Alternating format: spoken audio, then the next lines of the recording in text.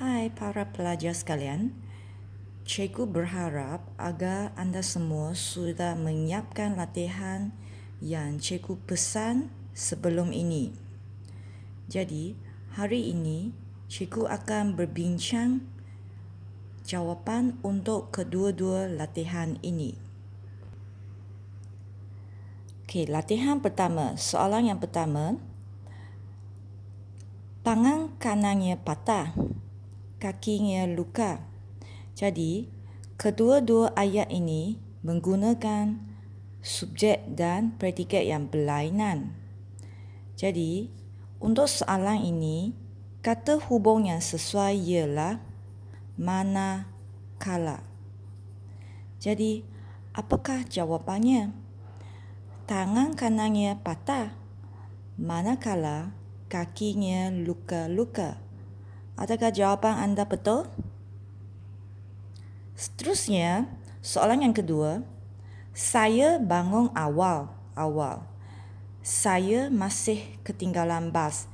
Jika kamu perhatikan, kedua-dua ayat tunggal ini menggunakan predikat yang berbeza.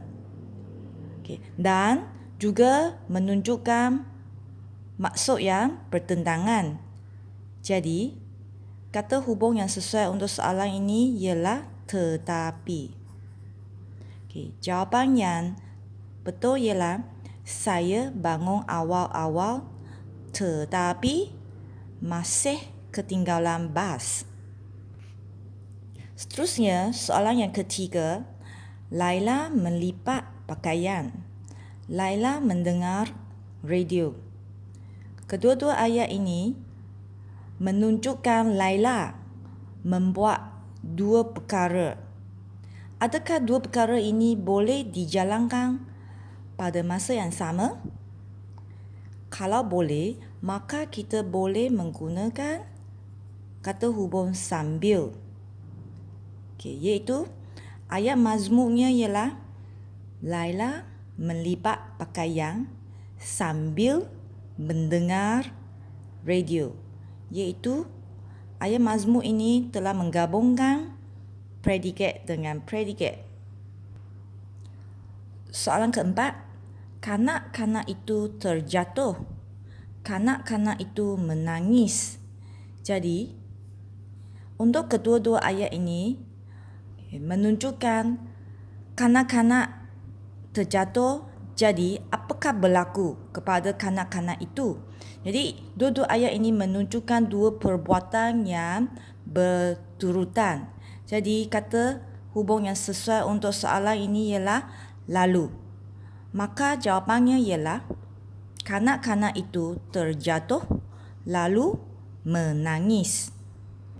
Okey, soalan yang kelima.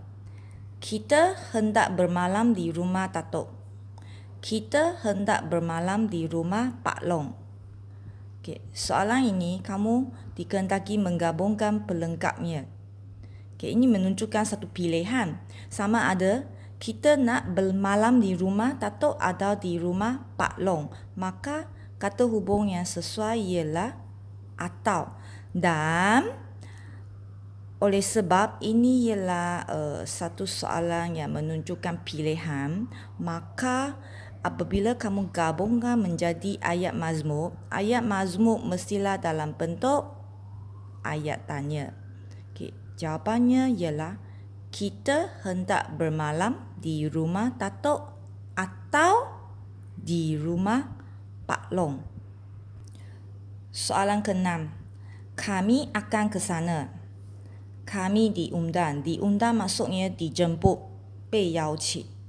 Jadi, bagaimana kamu menggabungkan ayat ini?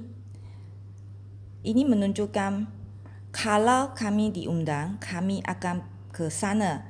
Ini diundang ialah syarat, menunjukkan syarat kamu akan pergi ke sana. Jadi, kata hubung yang sesuai ialah jika. Kalau. Okey. Jawapan yang betul ialah kami akan ke sana jika diundang.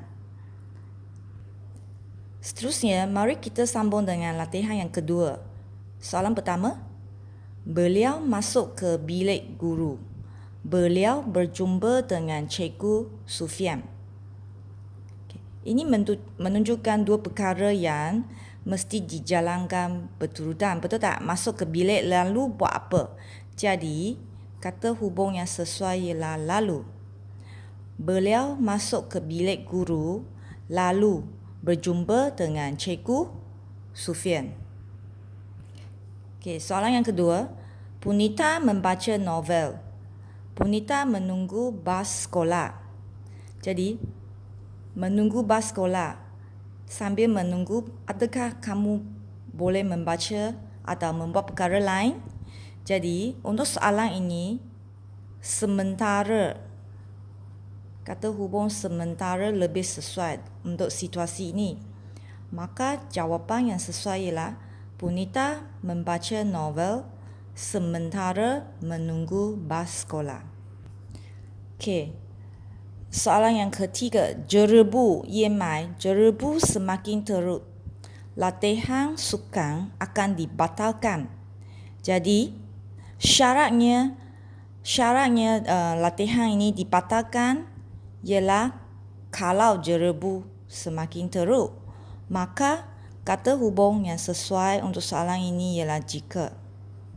Okay. Jika jerebu semakin teruk, latihan sukan akan dibatalkan.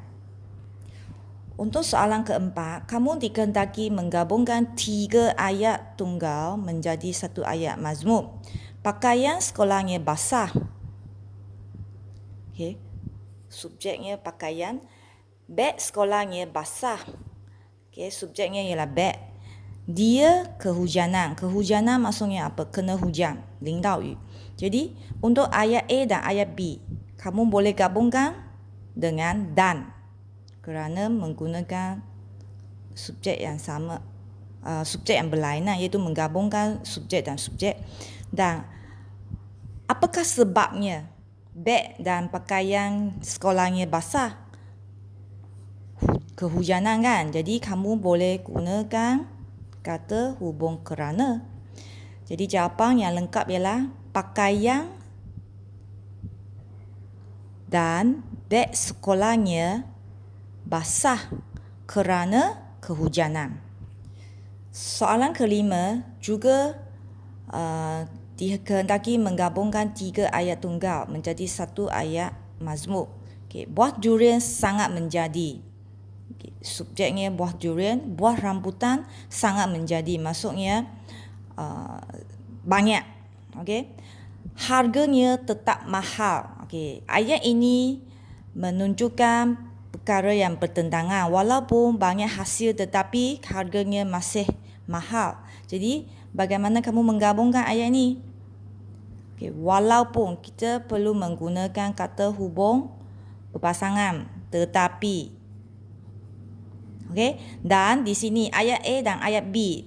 Okay. Menggabungkan subjek dengan subjek. Okay. Memerlukan kata hubung dan. Jadi, bagaimana kamu susun semula ayat mazmum ni? Jawapannya ialah walaupun buah durian dan buah rambutan sangat menjadi, tetapi harganya tetap mahal. Adakah anda faham? Okey, soalan yang terakhir. Dia lulus dengan cemerlang. Dia rajin mengulang kaji pelajaran. Dia banyak membuat latihan. Okay. Ayat B dan C menunjukkan sebab dia telah lulus dengan cemerlang. Betul? Jadi, ketiga-tiga ayat ini akan menggabungkan bahagian predikat dengan predikat. Jadi, apakah kata hubung yang sesuai? Okay. Jawapannya ialah kerana. Sebabkan. Ayat B dan C menunjukkan sebab dia lulus dengan cemerlang. Jadi, kita perlu guna kerana. Dan ayat B dan C menunjukkan sebab dia cemerlang dalam peperiksaan. Okay? Jadi, kedua-dua ayat ini setara. Betul tak? Jadi, kita boleh guna dan. Okay, jawapan yang betul ialah dia lulus dengan cemerlang kerana rajin mengulang kaji pelajaran dan banyak membuat latihan. Okay. Cikgu berharap agar anda semua dapat belajar sedikit melalui video ini. Okay, seterusnya, cubalah anda buat latihan ketiga dan keempat, okay, sebelum kita bincang jawapannya. Okay, sekian, terima kasih.